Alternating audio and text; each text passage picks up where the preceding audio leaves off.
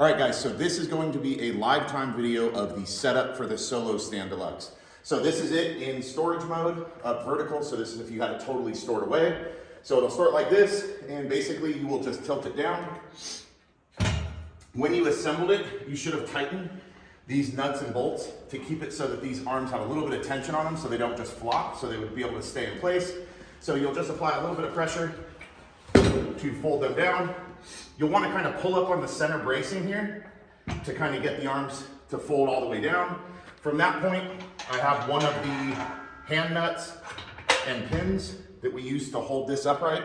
And you'll see that we have these hand nuts instead of a normal pin. This allows you to kind of tighten it down and remove any wiggle from the assembly. So here, have this, you just want to make sure that everything has been pushed down flat and the pin should slide through. It's going to have very little room. You're not going to have a lot of tolerance in the pin. So you do have to make sure everything's lined up okay. I'm going to kind of just get this hand tight. The second one, same thing. Going to make sure that this has been pulled down. Again, lift it up. Everything looks like it's pretty close here. So on this one, I'd want to lift up and apply a little bit of pressure and just make sure that everything lines up. So perfect. Push it straight through. So as you guys saw, what I did there is kind of lifting up on this portion and pushing down on the arm here. So you could kind of put your foot under there to push it down, put your hand under there, but you're pushing up and then pushing down on the leg, and that'll help kind of get the hole lined up. So now that this is all lined up, now we're just going to pull the upright up. So here, this is going to be, make sure that you guys pull it all the way back tight. Same thing. There's not going to be major tolerances, so if you don't have this lined up, it's not going to go through. So kind of grabbing here, put my foot here, pulling it all the way back. You see it went right through. Perfect. Now each of these are going to be tightened down as well. These again are just going to be helping to remove any wiggle, any sort of slot or anything that you have in the upright, just making it extra tight. And then there's one in the back here to remove any sort of wiggle front to back or any sort of distance that's left within it. So I'm going to be screwing this one down. Again, just hand tight. Cool. So now at this point, we should have this set up level ground. There shouldn't be any sort of moving. You shouldn't hear any metal kind of hitting together. So this feels pretty good. Now I'm going to have, if I'm using the second upright, I want to make sure to put that through. You guys will see that there are going to be notches cut out on the sides of this upright and the side of the insert. That lets you know which direction to put this through so that the holes end up lining up.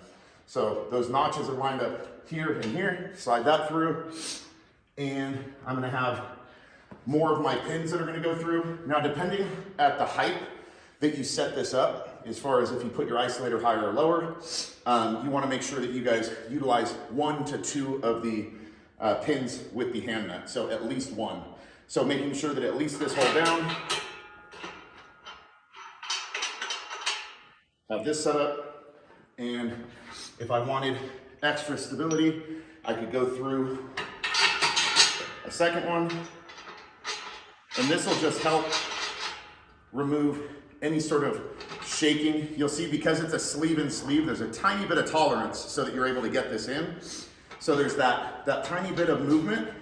So having both of these hand nuts in kind of removes that and makes this a little bit more stable.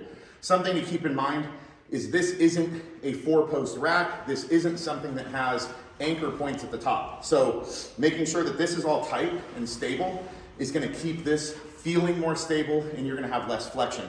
But keep in mind that because it doesn't have those anchor points, this is still going to have a little bit of flexion if you're doing pull-ups or anything from a top portion. All right, so we'll kind of show that. But if I was to put this on, take the pull-up bar, and I'm a little bit short, so I can't put it all the way to the top, but we'll put it pretty close to the top.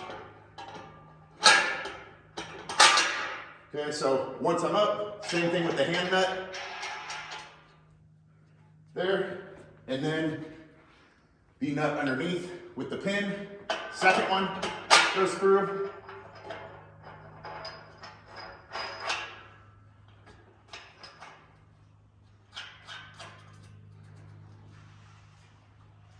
And we are set up. Now, one of the things, like I had mentioned, is just accounting for the fact that there is going to be a little bit of flexion.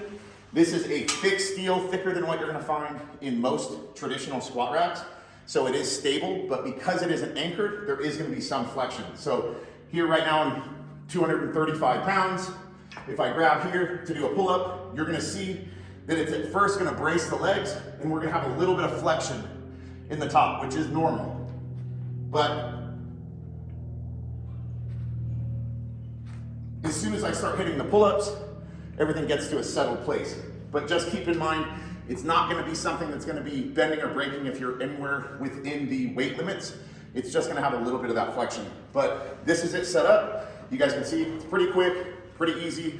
If you need to store it away, go through the same directions in reverse. But this is what it looks like, and we hope that you guys enjoy it.